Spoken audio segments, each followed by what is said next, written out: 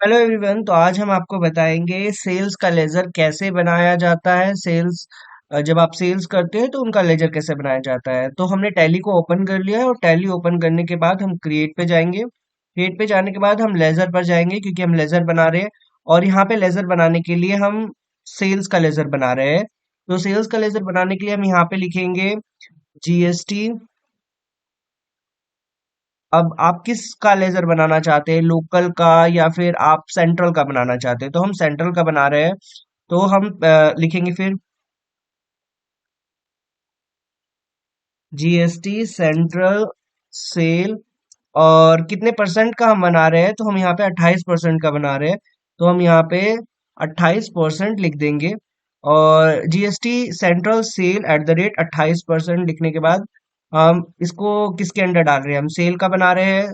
तो हम cell accounts के अंदर डालेंगे इसे। यहाँ पे आप नॉट एप्लीकेबल कर देंगे टाइप्स ऑफ लेजर में। फिर उसके बाद एक्टिवेट इंटरेस्ट कैलकुलेशन, इसको भी हम नो रखेंगे। और इंक्लूड एन वैल्यू कैलकुलेशन को भी हम नॉट एप्लीकेबल रखेंगे। जीएसटी एप्लीकेबल को भी हम एप्लीकेबल, इसको हम एप्लीकेबल रखेंगे। एचएसएन एज पर कंपनी हम रखेंगे। उसके बाद यहाँ पे नॉट, और फिर इसके बाद जीएसटी रेट डिटेल्स हम स्पेसिफाई रखेंगे। स्पेसिफाई रखने के बाद यहाँ पे हम इसे ये टैक्सेबल रखेंगे क्योंकि 28% का टैक्स है। तो हम इसे टैक्सेबल रखेंगे। कितने परसेंट का टैक्स है, 28%। तो 28 पे रखेंगे। फिर उसके बाद टाइप्स ऑफ सप्लाई। सप्लाई कैसी है, गुड्स में है, कैपिटल गुड्स में है, सर्विस में है। तो हम इसमें गुड्स भी रख सकते हैं, सर्विस रख सकते हैं। इससे कोई फर्क नहीं पड़ेगा ज्यादा।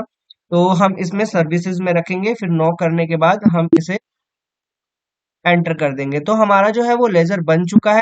और अगर हमें इसमें लेजर को चेक करना है, तो लेजर को चेक करने के लिए हम जाएंगे अल्टर में। अल्टर में जाने के बाद हम लेजर में जाएंगे और हम यहाँ पे लिखेंगे जीएसटी सेल्स।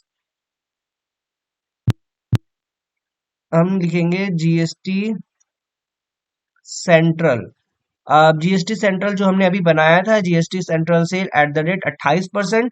और बाकी हमने लेजर बना रखे हैं, तो 28% का अब हमारा यहाँ पर आ चुका है। तो आप इसे देख सकते हैं और फिर आप सेल पे जाके इसको सेल भी कर सकते हैं। Okay, thank you.